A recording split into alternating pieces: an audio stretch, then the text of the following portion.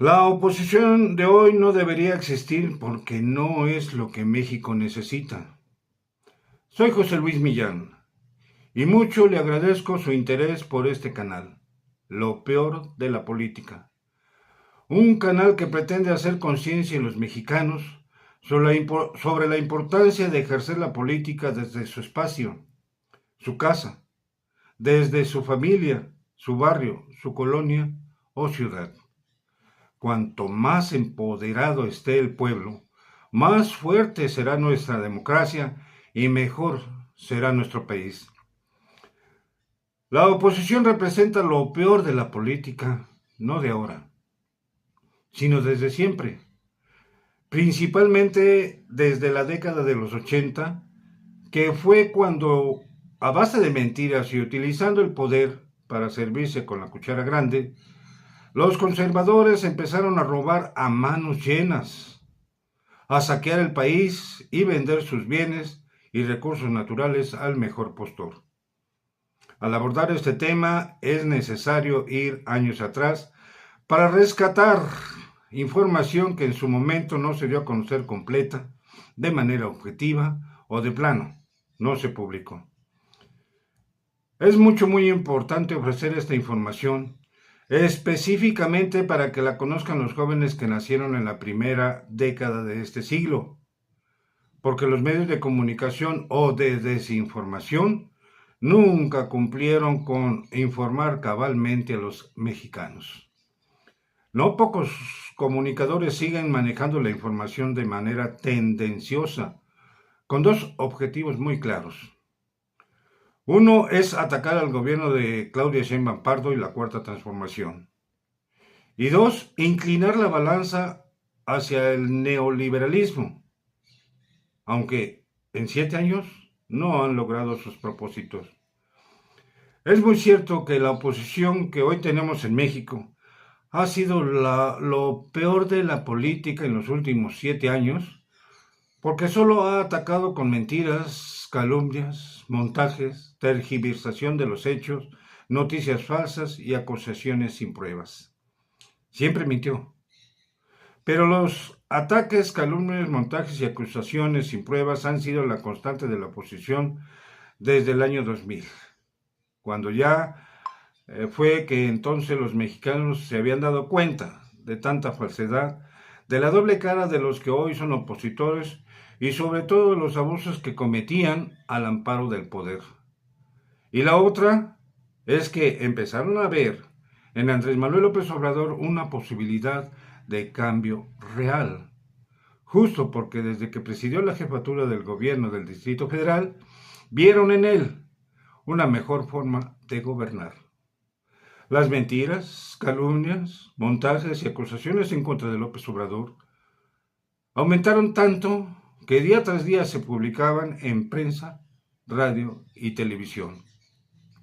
Muchos, pero muchísimos analistas, columnistas o periodistas, como se les quiera llamar, porque para el caso es lo mismo, se ensañaron en poner en tela de juicio al gobierno de López Obrador y a él en el banquillo de los acusados, aunque nunca hubo motivo, ninguna causa para tal efecto.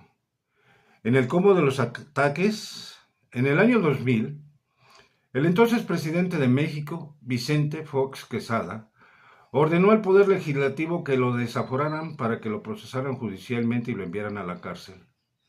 Y así lo hicieron, precisamente en abril de 2003.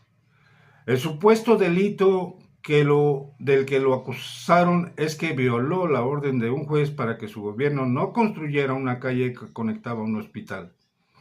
No hubo fundamentos ni motivos para integrar la averiguación previa del caso.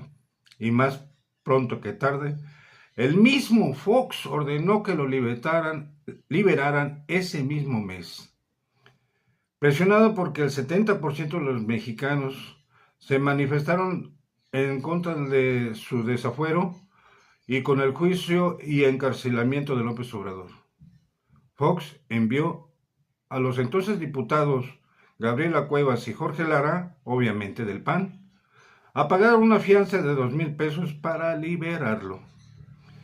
Vicente Fox Quesada expuso que tomó esa decisión para evitar que el peje, como en aquel entonces le llamaban a López Obrador, se hiciera la víctima. No, no fue así.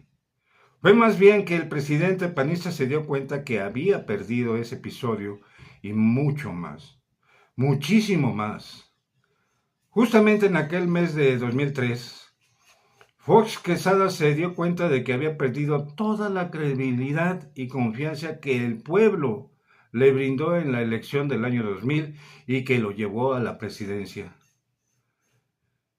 Y en realidad, los mexicanos se dieron cuenta de que el presidente panista era autoritario y que no representaba el cambio democrático que tanto anhelaba desde décadas atrás. El caso dio cuenta de que desde aquel entonces, los que hoy son oposición solo han trabajado por sus intereses personales, de grupo o de partido, pero no para servir a los mexicanos, nunca.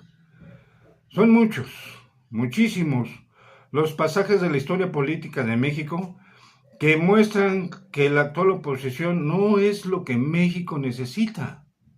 ¿Por qué? Pues porque siempre, pero sobre todo desde el 2018, no solo se mostraron intolerantes a un gobierno legítimamente elegido por el pueblo, sino que desde entonces no han aportado nada a México. Bueno habría sido que hayan trabajado desde la Cámara de Diputados y de Senadores, desde los estados en que todavía gobernaban, y desde cada uno de los municipios hombro con Andrés Manuel López Obrador, en su momento. Hoy, con la presidenta Claudia Sheinbaum Pardo, y abonar a que el país se desarrollara y que los mexicanos tuvieran un mejor nivel de vida, pero no.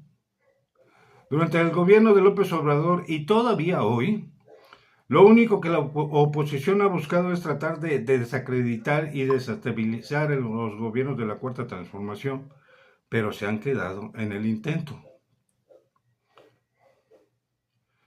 Solo obedecen a intereses de la oligarquía, grupos de empresarios e inversionistas nacionales y extranjeros, que ahora son ellos los que anhelan regresar al poder para seguir saqueando el país y enriquecerse con la explotación o venta de los recursos naturales de la nación y robar dinero público.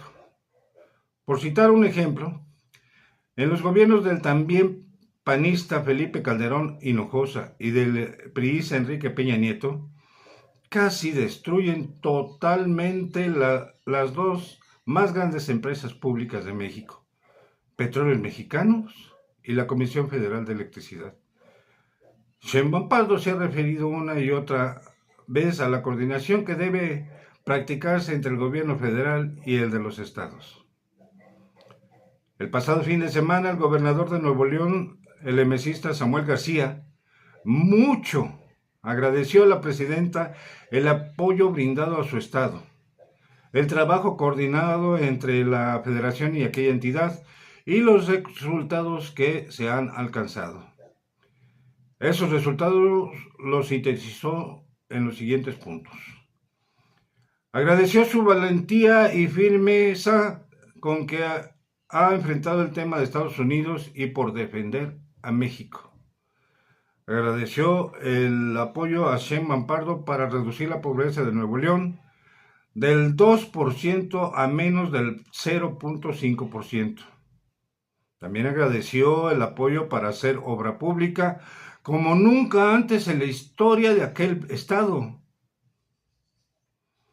Gracias a la coordinación con el gobierno federal, hoy Nuevo León es un estado más seguro, pues se redujo el homicidio en un 70%.